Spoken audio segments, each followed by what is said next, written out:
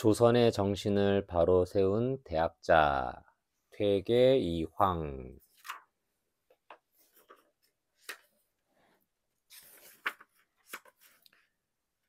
차례 인문학 맛보기. 예를 알고 실천한 유학자 이황. 인문학 인물탐구 1. 아버지 없는 아이로 자라다. 인문학 인물탐구 2. 모든 유학자의 스승. 또 다른 인성 다지기 1. 부자 유친. 또 다른 인성 다지기 2. 경로 효친. 인문학 맛보기. 퇴계 이황 1501년에서 1570년. 조선 중기의 문신, 학자, 교육자, 시인. 예를 알고 실천한 유학자 이황. 퇴계 이황은 율곡 이이와 함께 조선시대에서 가장 존경받는 유학자였어요. 유교의 가르침을 아는 선비들은 많이 있지만 일상생활에서 높은 학문과 예절을 몸소 실천한 학자는 흔치 않았어요. 퇴계 이황은 이런 점에서 단연 으뜸이지요. 이황은 우리나라 유학을 크게 발전시켰을 뿐 아니라 유학의 본고장인 중국에서도 존경했던 뛰어난 학자이자 선비랍니다.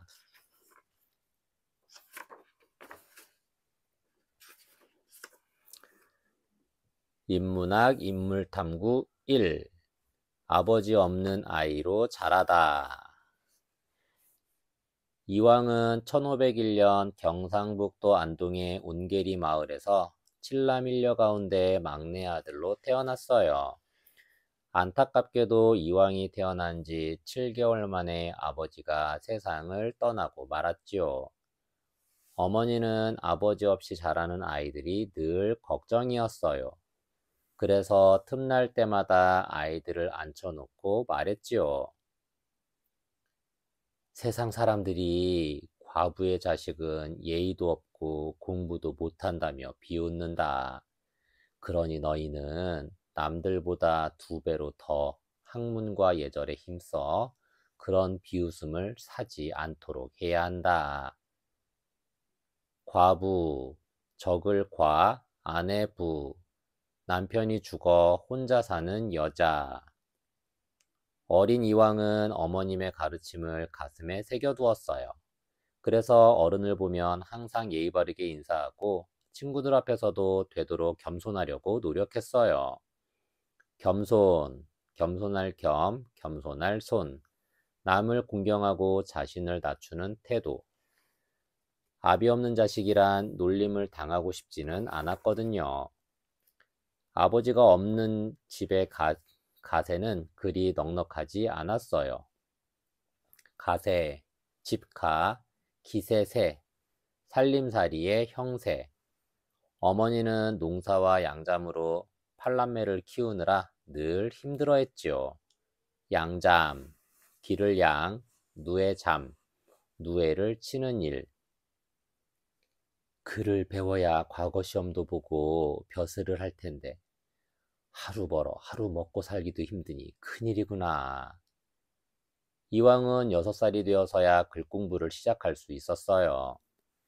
이웃의 노인이 천자문을 잘 안다는 소문을 듣고 어머니가 이황을 가르쳐 주도록 부탁한 것이지요. 이젠 나도 글자를 배울 수 있게 되었어. 이황은 무척 기뻤어요. 천자문을 배우러 갈 때는 아침 일찍 일어나 깨끗이 씻고 옷차림을 단정하게 하여 스승에 대한 예의를 갖췄어요. 또한 문 밖에서 전날 배운 것을 외워보고 혹시 잊은 것은 없는지 살펴본 다음에야 스승에게 갔어요. 조금이라도 예의를 벗어나는 행동을 해서 부모님을 욕보이고 싶지 않았던 거예요. 이황은 형제들과 우애가 깊었어요. 우애, 벗우, 사랑해, 형제 사이 또는 친구 사이의 사랑이나 정분. 특히 나이 차이가 많은 큰형은 아버지 같은 존재였어요. 남자는 함부로 울지 않는 거야. 큰형은 동생들에게 늘 이런 말을 했어요. 이황은 큰형을 무척 존경하고 따랐지요. 하루는 큰형이 칼에 손을 베었어요. 형님, 아파서 어떡해요? 이황은 큰형의 손을 붙잡고 엉엉 슬피 울었어요. 하지만 정작 다친 형은 눈물 한 방울 흘리지 않았지요. 울음소리가 어찌나 컸던지 어머니가 깜짝 놀라 달려왔어요. 그리고 두 형제를 보고 물었어요. 다친 형은 가만히 있는데 왜 네가 우는 것이냐? 어머니, 큰형은 나이가 많아서 아파도 울지 못합니다. 그런데 이렇게 피가 흐르는데 어찌 아프지 않겠어요? 알고 보니 나이 많은 형이 울지 못하는 것을 알고 대신 울어준 거예요. 형을 끔찍이 생각하는 마음에서 우러나온 행동이지요. 행동, 단일행, 움직일 동, 몸을 움직임 또는 그 동작. 어느 날 이황의 숙부 이유가 진주 목사로 가게 되었어요. 둘째와 넷째 조카는 제가 데려가겠습니다. 숙부는 집안이 풍족하지 못해 어머니가 힘들어하는 것을 알고 두 형제를 데려다 직접 공부를 시키려는 것이었지요. 하지만 이황은 공부, 아저씨 숙, 아버지 부, 아버지의 남동생, 작은 아버지, 공부, 장인공, 지아비 부, 학문이나 기술을 배우고 익힘. 하지만 이황은 형들과 떨어져 지내는 것이 서운했어요. 그래서 어머니한테 투정을 부렸어요. 어머니, 형님들이 멀리 가는 건 싫어요. 제발 가지 말라고 해주세요. 이황의 말에 어머니가 말했어요. 비록 네 아버님께서 일찍 돌아가셨어도 우리는 선비의 집안이다. 자식된 너희들 역시 글 공부를 열심히 하여 나라의 보탬이 되어야 하지 않겠느냐? 네 형님들은 그러기 위해 숙부에게 가는 것이니 아쉽더라도 참아라. 이때 이황은 앞으로 자신이 어떻게 살아야 할지 깨달았어요. 형들이 떠나간 뒤로 이황은 더욱 책 읽기에 힘썼어요. 다행히 집에는 아버지가 남긴 책들이 많이 있었어요. 방에서 혼자 책을 읽을 때도 이황은 늘 바른 자세로 앉아 읽었어요. 책에는 이렇게 쓰여 있었지요. 진정한 예의란 남들이 보고 있지 않은 곳에서도 항상 몸가짐을 바르게 하는 것이다. 이황은 누가 보고 있으나 혼자 있으나 행동이 한결같았어요. 어딜 가나 예의 바르고 단정한 이황을 보고 동네 사람들은 너나 없이 칭찬을 늘어놓았어요. 칭찬, 일컬을 칭, 길이를 찬, 잘한다고 추워주거나 좋은 점을 들어 높이 평가함.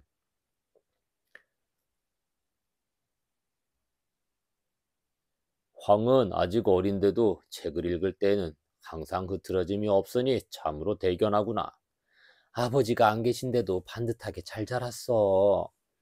저렇게만 커준다면 이 다음에 우리 고을 뿐 아니라 나라를 빛낼 큰 인물이 되고도 남지 않겠나?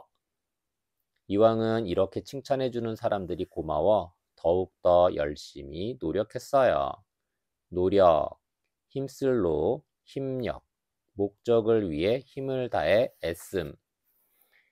이황이 12살 때였어요. 갑자기 병이 들어 휴직하고 고향으로 돌아온 숙부가 하루는 어머니한테 말했어요. 휴직, 쉴휴, 벼슬직, 급여를 받는 사람이 그 신분과 자격을 유지하며 일정 기간 직무를 쉼. 황이 총명하다는 얘기를 들었습니다. 제가 잘 가르쳐 볼 테니 집으로 보내십시오. 숙부는 몸이 아픈데도 틈틈이 이황의 학업을 살펴주었어요. 어느 날 숙부가 말했어요. 예의 본체는 마음이다. 행동으로 나타내는 것보다 예를 지키려는 마음을 단련하고 기르는 것이 더욱 중요하다. 숙부는 슬픈 것을 보고 슬퍼할 줄 아는 마음을 기르고 사치스러운 것을 멀리하며 소박한 생활을 즐기려는 마음을 키우지 않으면 겉으로 드러나는 행동은 모두 거짓된 것이라고 가르쳤어요. 이 말은 이왕에게 중요한 깨달음을 얻게 했어요. 사람으로서 마땅히 지녀야 할 마음의 도리가 바로 예의 근본이라는 것을 알게 된 거예요. 이왕의 숙부 이유는 일찍이 문과에 급제하여 조정의 여러 관직에서 일했고 선정을 베풀어 백성들의 존경을 받았어요. 급제, 미칠급, 차례제, 과거에 합격한 것을 이르는 말. 선정, 착할선, 정사정, 백성을 바르고 어질게 잘 다스리는 정치. 또한 성품이 엄격하여 자식들에게도 칭찬하는 일이 별로 없었어요. 그런데 이왕을 대할 때는 조금 달랐어요. 이왕이 공부를 열심히 하면 가끔씩 칭찬을 해주었어요. 형님께서 일찍 돌아가셔서 크게 슬퍼했는데 저처럼 뛰어난 아이를 남기셨으니 참으로 다행이다. 숙부의 이왕에 대한 사랑은 각별해서 기대 또한 컸어요. 너는 장차 가문을 크게 번성시킬 만큼 훌륭한 재능을 가지고 있다. 아까운 재능을 썩히지 않으려면 항상 큰 뜻을 품어야 한다. 숙부는 이왕을 친자식처럼 아끼고 사랑했어요. 하지만 잘못한 일이 있으면 엄한 스승이 되어 꾸중을 내렸어요. 학문에 대해서는 특히 철저했어요. 이황도 그런 숙부의 뜻을 알고 더욱 열심히 정진했어요. 숙부의 가르침 속에 이황의 학문은 나날이 발전했어요. 학문, 배울학, 물을문, 어떤 분야를 체계적으로 배워서 익힘, 하루는 논어를 읽고 있었어요. 학문하는 자는 집에 들어오면 마땅히 효도해야 하고 집을 나가면 마땅히 어른을 공경해야 한다. 이 구절을 읽자마자 이황은 무릎을 탁 쳤어요. 맞다. 자식된 도리는 당연히 이래야 하는 것이다. 도리, 길도, 다스릴 리. 사람이 마땅히 행해야 할 바른 길. 이때부터 그는 집에 돌아오면 어머니가 몸이 불편하지는 않은지, 혹시 도울 일은 없는지 살피고 바깥에 나가서도 어머니가 걱정하지 않도록 행동을 더욱 조심했어요. 이처럼 이황은 책을 읽고 배운 것들을 항상 실천했어요. 숙부는 이런 태도를 몹시 대견하게 여겼어요. 너는 굳이 가르쳐 주지 않아도 많은 걸 알아서 깨우치니 내가 매우 기쁘다. 또한 배운 것을 머리에만 담지 않고 스스로 실천하려고 애쓰는 마음 자세가 참 가상하구나. 어느덧 이황은 15살이 되었어요. 그의 형들 사촌들과 함께 절에 들어가 공부를 하고 있었어요. 이 무렵 이황은 형들이 독서하는 것을 따라갈 만큼 학문 실력이 성장해 있었어요. 독서, 읽을 독, 글서, 책을 읽음, 성장, 이룰 성, 길장, 사람이나 동물 따위가 자라서 점점 커짐. 절에서 공부하는 동안 이황은 당나라 시대 도연명의 시들을 즐겨 읽었어요. 자연과 함께 깨끗하게 살다간 도연명의 삶을 참으로 부러워했지요. 그런 마음을 담아 지은 시가 아래에 나오는 가제라는 시예요. 돌 지고 모래판이 저절로 집이 되고 앞으로도 가고 뒤로도 가니 발이 많기도 하다. 평생을 한 움큼 냇물에서 충분히 살아갈 수 있으니 강호의 물이 얼마나 되는지 물어볼 필요가 없구나. 이황이 17살이 되었을 때 숙부가 세상을 떠났어요.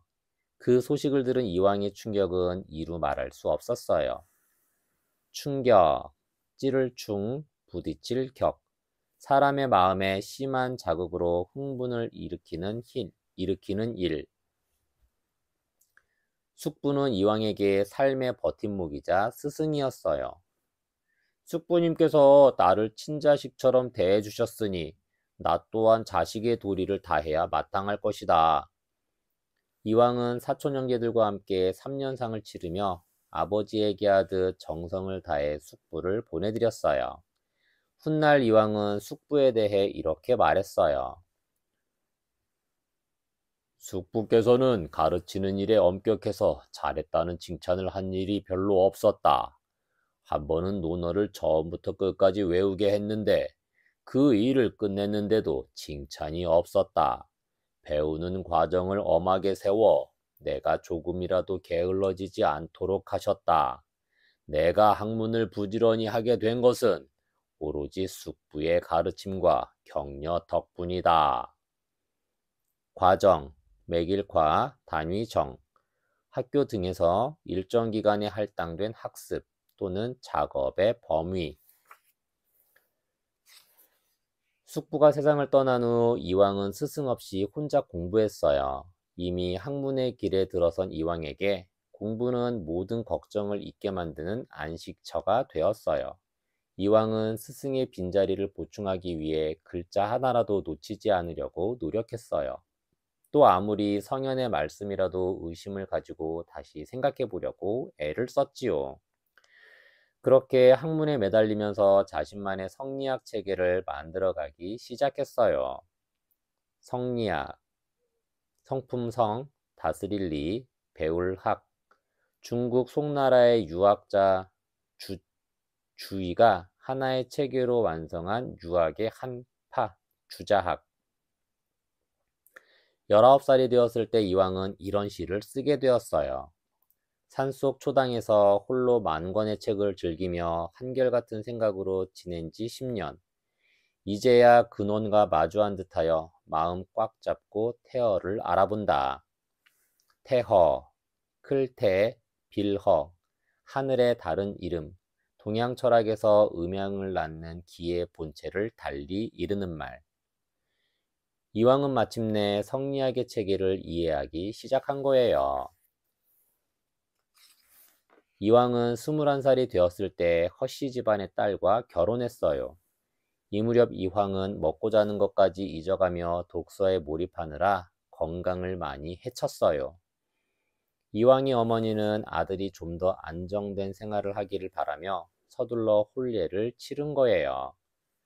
안정, 편안할 안, 정할 정, 달라지지 않고 일정한 상태를 유지함. 혼례, 혼이날 혼, 예도례, 혼례식의 준말, 결혼. 혼례를 치르고 가장이 되자 무언가에 쫓기듯 독서에만 매진하던 이황의 모습은 안정적으로 변했어요. 부인에게도 다정다감하며 가정의 여러 가지 일을 살피는 자상한 남편이 되었지요. 결혼한 다음 해에는 첫째 아들 준이 태어났어요. 아버지가 되자 이황은 뛸 듯이 기뻐했어요. 내가 혼인을 하고 아들까지 두었으니 어머님께 해야 할 작은 도리를 다했구나. 어머님이 저리도 좋아하시니 참으로 기쁘기 한량 없구나.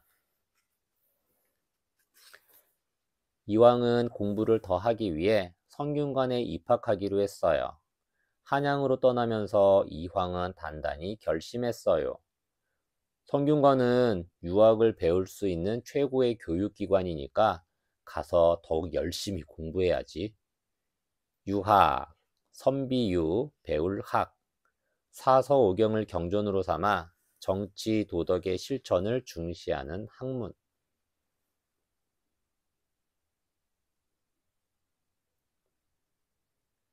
이때만 해도 성균관에 대해 큰 기대를 품고 있었어요. 하지만 막상 가보니 기대가 곧 실망으로 바뀌었어요. 그 당시는 어진 선비들이 모함을 받아 귀양을 가는 등 나라에 어지러운 일이 많았어요. 그래서 선비들이 학문에 힘쓰기보다 권력자의 눈에 들려고 애쓰던 시절이었어요. 학문을 벼슬을 얻고 출세하는 수단으로 삼는 것은 선비들이 할 도리가 아니다.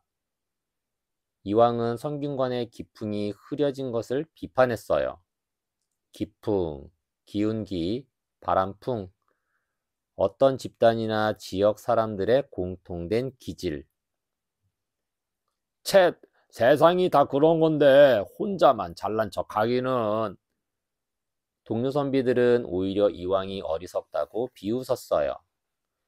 하지만 이왕의 태도는 변함이 없었어요.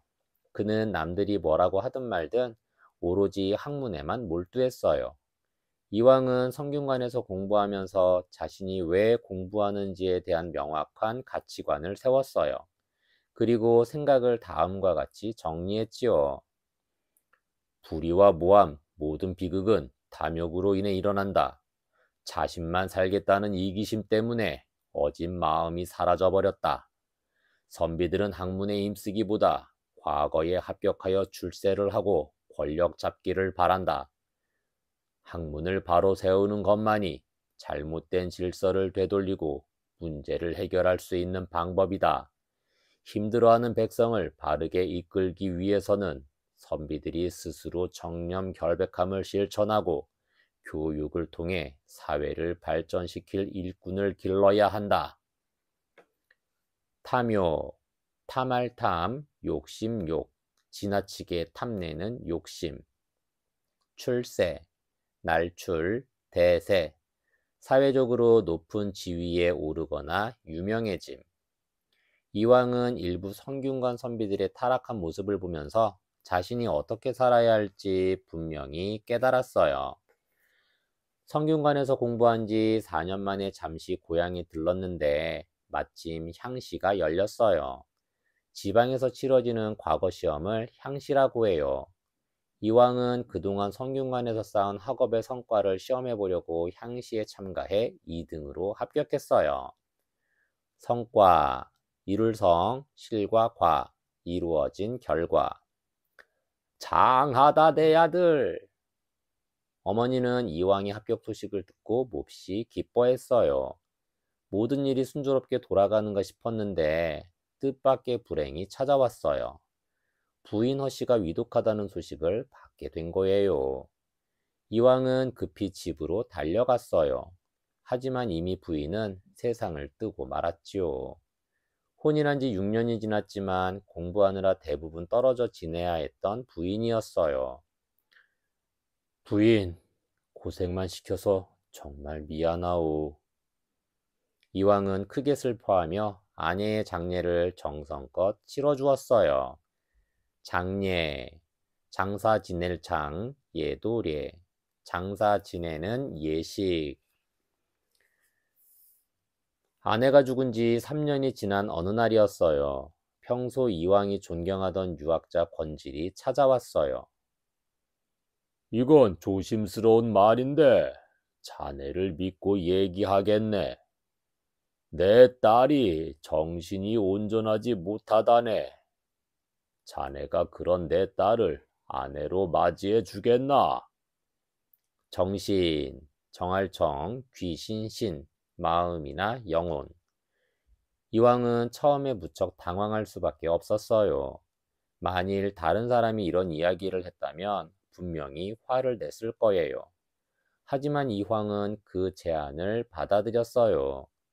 권질의 딸은 어린 시절 아버지가 모함을 받고 귀양가고 숙부는 형장에서 숨을 거두는 것을 보고는 그만 정신을 놓아 장애가 생긴 거예요. 장애, 막을 장, 거리낄 애. 어떤 일을 하는데 거치적거려 방해가 되는 일이나 물건. 이황도 그 사정을 알고 있어 혼인을 마다하지 않았던 것이지요. 정신이 온전치 못한 아내로 인해 이황은 자주 곤경에 처했어요. 하지만 그는 항상 아내를 너그럽게 감싸고 보호해 주었어요. 아내가 이상한 행동을 한다고 무시하거나 함부로 여기지도 않고 항상 예를 갖춰 대했지요. 인문학 인물탐구 2. 모든 유학자의 스승. 이왕이 30살이 되었을 때 한양에서는 초시에 급제한 사람들만 볼 수 있는 진사회시가 열렸어요. 이왕은 이 시험에 응할 생각이 없었지만 둘째 형의 다음과 같은 권유로 마지못해 시험을 보게 되었어요. 스스로 열심히 하는 공부도 의미 있지만 네 학문이 얼마나 깊어졌는지 알아보는 것도 중요하지 않겠느냐? 형은 이미 벼슬길에 나가 훌륭한 인품으로 많은 사람의 존경을 받고 있었어요. 인품, 사람인, 물건품, 사람의 품격이나 됨됨이.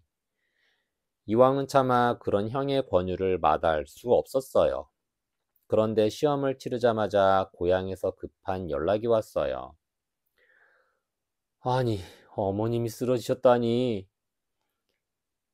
이왕은 시험의 결과를 기다리지도 않고 바로 고향으로 떠났어요. 시험시, 증엄할 험. 실력이나 지식의 수준을 일정한 절차에 따라 알아봄. 어머님이 걱정되어 견딜 수가 없었기 때문이에요. 가는 도중에 과거에 급제했다는 사실을 알게 되었지만 이왕은 서둘러 집으로 향했어요. 다행히 어머니는 차차 건강이 회복되었어요. 한시름 놓은 이왕은 다시 공부에 매달렸어요. 그런데 가족들은 오로지 공부만 할 뿐 벼슬에는 통 관심이 없는 이황을 보며 무척 안타까워했어요. 하루는 둘째 형이 어머니한테 말했어요. 어머님, 황희는 인품이나 재주가 참으로 비범합니다. 그런데 벼슬에는 뜻이 없으니 매우 걱정입니다. 저렇게 학문만을 파다 언제 대성하여 집안을 일으키겠습니까? 어머님께서 기회를 보아 잘 좀 일러주십시오. 대성, 클대, 이룰성, 크게 이루어지거나 크게 이룸. 얼마 후 어머니가 이황에게 말했어요. 굳이 중앙에 높은 벼슬이 싫다면 지방 수령이라도 할 수 있으면 좋겠구나.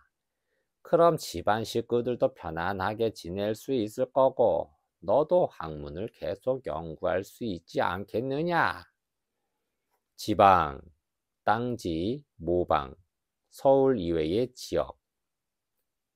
이왕은 어머니의 당부를 차마 거절할 수 없었어요. 그래, 부모에게 효도하는 것이 학문의 으뜸이야. 어머님을 기쁘게 하기 위해서라도 시험을 치르자. 마침내 이왕은 과거 시험을 보기로 했어요. 32살에 문과 별시 2등에 올랐고 이듬해 경상도에서 열린 향시의 응시에서는 장원으로 합격했어요. 장원, 장할장, 으뜸원, 과거에서 1등으로 급제함, 합격, 합격할 합, 바로잡을 격, 시험이나 심사에 통과되어 어떤 자격이나 지위를 얻음. 이황은 비록 자신이 간절히 원해서 본 시험은 아니지만 시험에 합격할 때마다 기뻐하시는 어머니를 보며 마음에 큰 위안으로 삼았어요.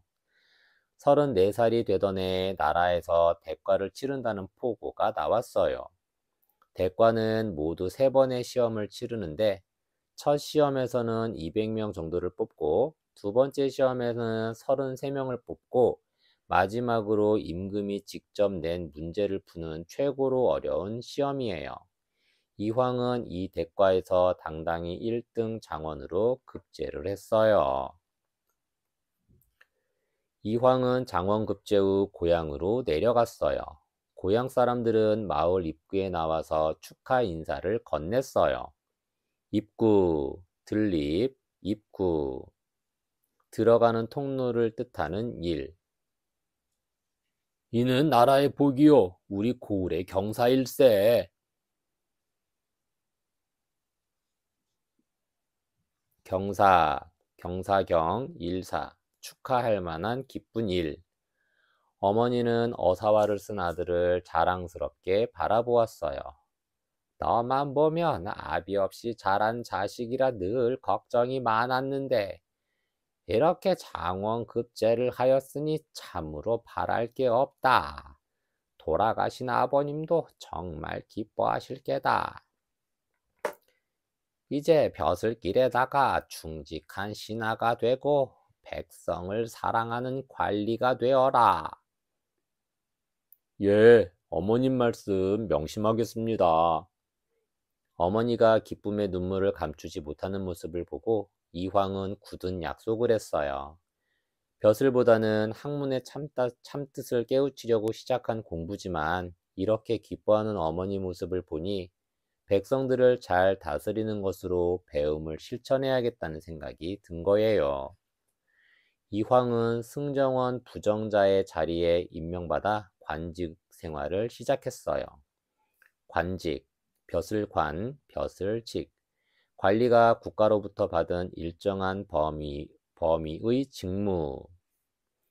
승정원 부정자는 그리 높은 벼슬은 아니지만 외교 문서를 다루는 자리여서 상대 나라의 문물이나 제도, 관습 등에 밝아야 했지요.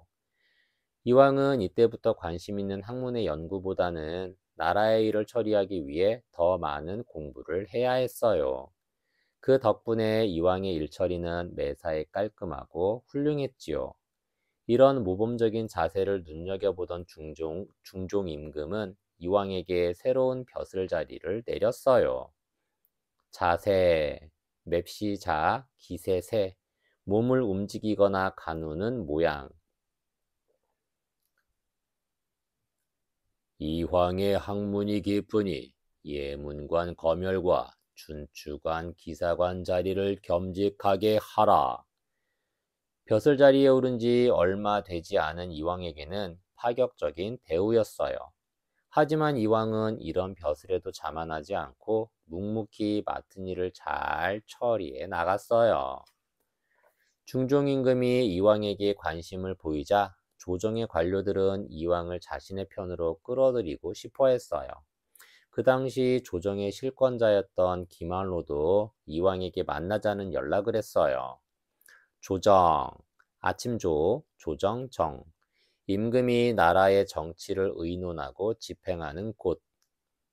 그 소식을 들은 동료들은 다들 한마디씩 했지요. 김한로에게 잘 보이면 출세야 식은 죽 먹히지. 아무렴 김한로에게 잘못 보이면 힘들지. 이제 이황의 앞길은 보장된 것이나 마찬가지구나. 모두들 김한로를 만나보라고 했어요. 하지만 이황은 김한로와의 만남을 거절했지요. 지조를 지켜야 할 선비로서 떳떳하지 못한 만남입니다. 지조, 뜻지, 잡을 조, 원칙과 신념을 지켜 끝까지 굽히지 않는 꿋꿋한 의지. 김한로는 이황의 거절에 몹시 화가 났어요. 그러자 주변 사람들도 이황의 행동에 당황했어요. 혹시 자신에게 나쁜 일이 생길까봐 이황을 피하는 사람도 있었어요. 김한로와의 만남을 거절한 것은 곧 나쁜 결과로 나타났어요. 김한로는 이황에게 호송관을 맡으라는 명을 내렸어요. 그 당시는 왜구들의 노략질이 잦아서 사로잡힌 왜구들을 절차에 따라 부산의 동네까지 데려가서 일본에 넘겨주어야 했는데 그 일을 맡게 된 거예요. 원래 이 일은 무관이 하던 일인데 문관인 이황에게 맡긴 것은 나쁜 의도가 있었던 것이지요. 무관, 굳셀무, 벼슬관, 군에 소속되어 군사일을 맡아보는 관직, 문관, 글월문, 벼슬관, 문과 출신의 벼슬아치. 사람들이 수군거렸어요. 이황이 김한로를 무시하다 아내들 고생을 하는구나. 하지만 이황은 싫은 내색 없이 그 일을 성실하고 깔끔하게 처리해 주변을 놀라게 했어요. 과연 이황이 뛰어나다더니 어떤 일을 맡겨도 잘하는구나. 이러니 어떻게 그를 존경하지 않을 수 있겠어요? 사람들은 점점 이황의 인품에 대해 칭찬하기 시작했어요. 그 후 임금은 다시 이황을 궁궐로 불러들였어요. 이황이 곁에 없으니 적적하구나. 당장 조정으로 불러라. 이번에는 벼슬이 더 높아져 성균관 전직과 호조 좌랑을 함께 맡으라는 직책이 내려졌어요. 그리고 얼마 후에는 홍문관 부수찬 자리에 올랐어요. 홍문관 부수찬은 궁궐의 중요 문서와 역사 기록을 관리하고 임금이 바른 정치를 할 수 있도록 돕는 중요한 자리예요. 날이 갈수록 이왕의 벼슬은 높아만 갔어요. 벼슬이 높아질수록 주변에 시기하는 사람들도 늘어났어요. 하지만 학문과 인품이 뛰어난 이왕을 존경하는 사람이 훨씬 더 많았지요. 존경, 높을 촌, 공경할 경, 남의 인격, 사상, 행위 등을 높여 공경함. 그러던 어느 날 너무나 슬픈 소식이 전해졌어요. 어머니가 세상을 떠났다는 부고가 온 거예요. 부고, 부고부, 알릴 고. 사람이 죽었다는 것을 알리는 말이나 글. 아, 어머니, 이 불효를 어찌하오리까. 이황은 온 세상이 다 무너지는 것 같았어요. 이황은 서둘러 고향으로 내려왔어요. 장례를 치른 후에 묘소 옆에 운막을 짓고 3년 동안 지극정성으로 시묘를 했어요. 묘소, 무덤묘, 바소, 산소의 높임말, 시묘, 모실시, 무덤묘. 부모의 무덤 옆에서 운막을 짓고 3년 동안 사는 일. 그 정성이 보통이 아니어서 옆에서 지켜보던 사람들이 가슴이 뭉클할 지경이었어요. 이왕의 효심은 참으로 대단해. 저런 자식만 있다면 부모들은 다들 행복할 거야.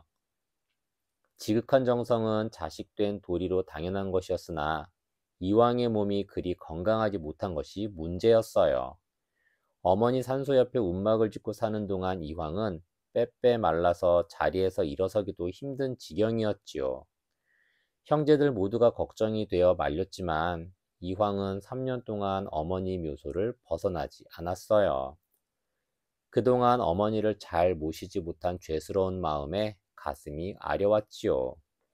심효가 끝났을 때는 건강이 몹시 안 좋아졌어요.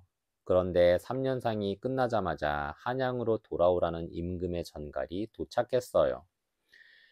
몇 달이라도 쉬라고 친척들이 말렸지만 이황은 바로 한양으로 향했어요. 사실 고향에 계속 머물면 어머니 생각에 더 슬프고 힘들 것 같았거든요. 한양에 도착한 이황은 세자의 스승으로 임명되었고 사원부 지평이라는 벼슬 자리를 받았어요. 그리고 얼마 지나지 않아 홍문관 교리로 승진했어요. 벼슬은 자꾸 올라가고 임금과 조정의 신임은 높아졌지만 이황은 시간이 지날수록 지쳐갔어요. 신임, 믿을 신, 맡길 임, 믿고 이를 맡김 또는 그 믿음. 건강하지 못한 것도 문제였지만 하고 싶은 학문을 할 수 없다는 것도 큰 문제였지요. 아, 나란 일도 물론 보람되지만 못다한 학문을 깊이 연구하지 못하는 것이 가장 한스럽구나. 고향에 가면 지친 마음과 몸도 달랠 수 있을 텐데. 이황은 벼슬살이보다는 고향으로 내려가 열심히 학문을 연구하고 후학들을 가르치고 싶었어요. 후학, 뒤후, 배울 학. 학문적으로 보았을 때 후배인 사람. 하지만 임금이 허락해주지 않으니 별 도리가 없었어요. 이황은 벼슬살이를 하며 유명한 이야기를 많이 남겼어요. 그 가운데 좌의정 권철과의 유명한 이야기가 있어요. 권철은 임진왜란 때 나라를 구한 권율 장군의 아버지예요.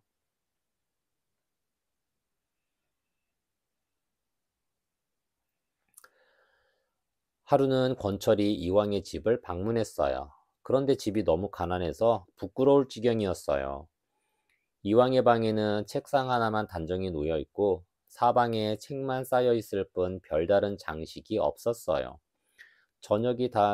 그러다 저녁이 되어 두 사람은 식사를 하게 되었어요. 그런데 권철은 밥상을 보고 깜짝 놀랐어요. 좁쌀로 지은 밥과 나물국, 김치 한 종지가 전부였거든요. 벼슬로 치면 이황도 고관에 속했지만 집도 그렇고 먹는 음식도 너무 소박했어요. 고관, 높을 고, 벼슬관, 직위가 높은 관리. 결국 이황이 밥상을 내려다보며 한마디 했어요. 융숭한 대접을 못해드려 죄송합니다. 하지만 이것도 일반 백성이 먹는 밥에 비하면 진수성찬입니다. 대접, 기다릴 때, 이을 접, 음식을 차려서 손님을 접대함. 권철은 이황의 말에 감동하여 아무 말도 못했어요. 이런 일도 있었어요. 이황이 벼슬을 살던 시대는 당파 싸움이 극심한 시기였어요. 중종반정으로 연산군이 물러나고 중종이 왕위에 오른 후에는 사회개혁을 꿈꾸던 조광조가 역모 혐의로 죽임을 당했어요. 또한 왕실의 외척인 윤원영과 윤임의 세력이 두 파로 나뉘어 서로 싸우던 시기였어요. 외척, 바깥외, 친척척, 친가가 아닌 외가 쪽 친척을 뜻하는 말. 이황 역시 당파 싸움의 물결에서 벗어날 수 없었어요. 이참에 임금이 신임하는 이황도 몰아냅시다. 윤원영 일파가 윤임을 역모로 몰아 정권을 잡는 과정에서 이황도 역시 벼슬에서 물러나야 했어요. 일파, 한일, 갈래파, 정치나 학문, 종교 등의 한 갈래. 그러나 청렴결백한 이황을 믿어주는 사람들이 많았어요. 이 나라가 썩지 않고서야 어떻게 이황같이 훌륭한 사람을 몰아낸단 말이오? 정권을 잡고 하늘 높은 줄 모르던 윤원영 일파는 결국 많은 사람들의 의견에 밀려 이황의 벼슬을 되돌려 주었어요. 이 사건을 겪으면서 이황은 많은 생각을 했어요. 자신이 남들보다 학문은 깊을지 몰라도 당쟁을 조절하는 역할은 잘 해내지 못한다는 걸 깨달은 거예요. 당쟁, 무리당, 다툴쟁, 당파를 이루어 서로 싸우던 일.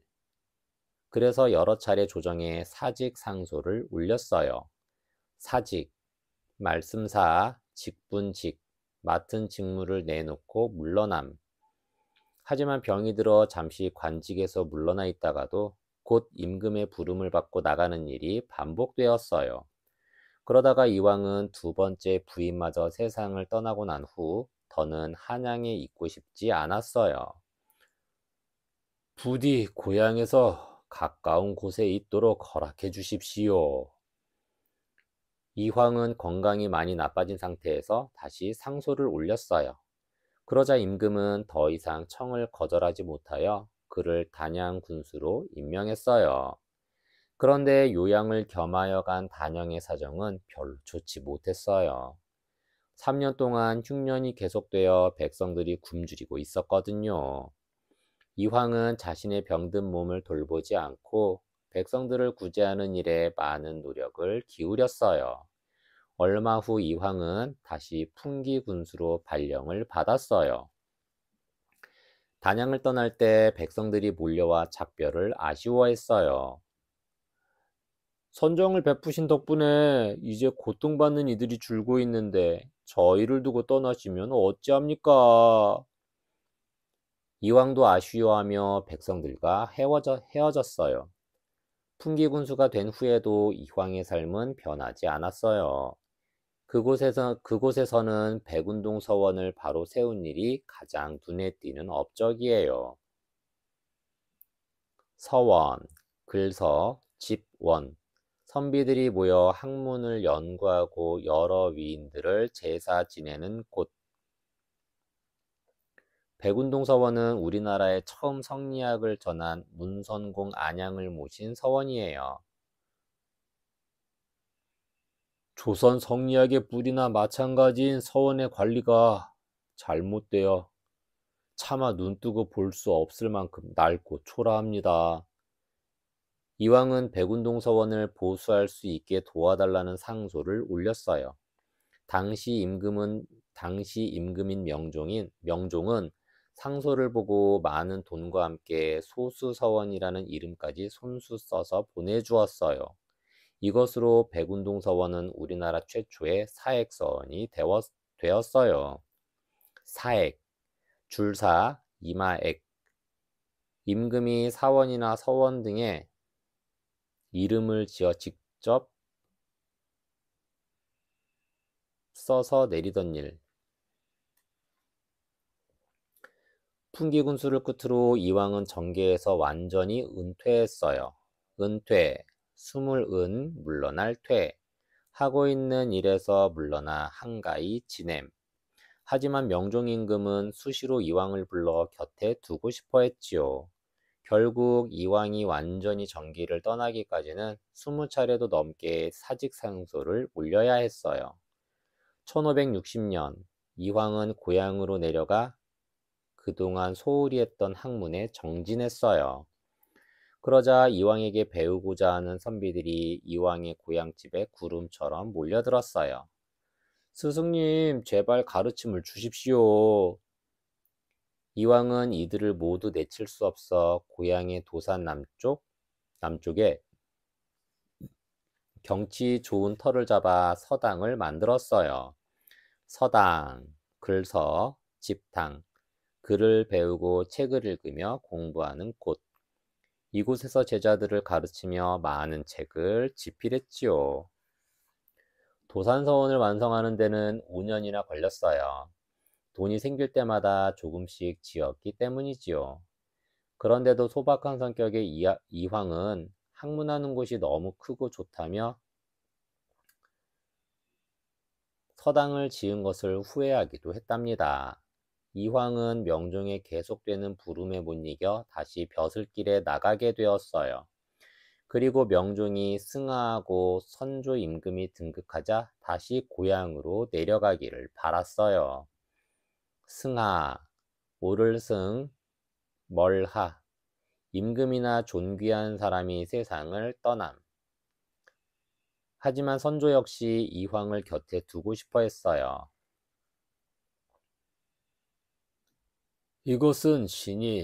이것은 신이 나라를 다스리는 군주의 도리와 성리학의 기본 원리를 연구해서 정리한 것입니다. 곁에 두고 참고하시면 좋을 듯합니다. 이황은 무진 봉사와 성악 10도를 지어 임금께 바치고 겨우 고향으로 돌아올 수 있었어요. 이 두 가지 글은 성리학의 근본을 밝혀 설명한 것으로 오늘날에도 연구 가치가 매우 크다고 해요. 내가 죽거든 무덤을 호화롭게 꾸미지 말고 최대한 장례를 간소하게 지내도록 하라. 이황은 자신의 삶이 얼마 남지 않았다는 것을 알고 제자들에게 이런 유언을 남겼어요. 유언, 남길 유, 말씀언, 죽음에 이르러 남기는 말. 1570년 여러 임금의 스승이자 선비들의 정신적 기둥이었던 이황은 70세의 나이로 숨을 거두었어요. 이황은 평상시와 다름없이 단정하게 앉은 자세로 잠든 듯이 세상을 떠났어요. 대학자다운 마지막 모습이었지요. 이황의 죽음에 선조는 몹시 슬퍼하며 큰 벼슬을 내렸고 이황을 흠모하는 많은 사람들이 전국에서 찾아왔어요. 이황의 학문과 저서들은 그 후 많은 영향을 끼쳤어요. 영향, 그림자영, 울림향, 어떤 사물의 효과나 작용이 다른 것에 미치는 일.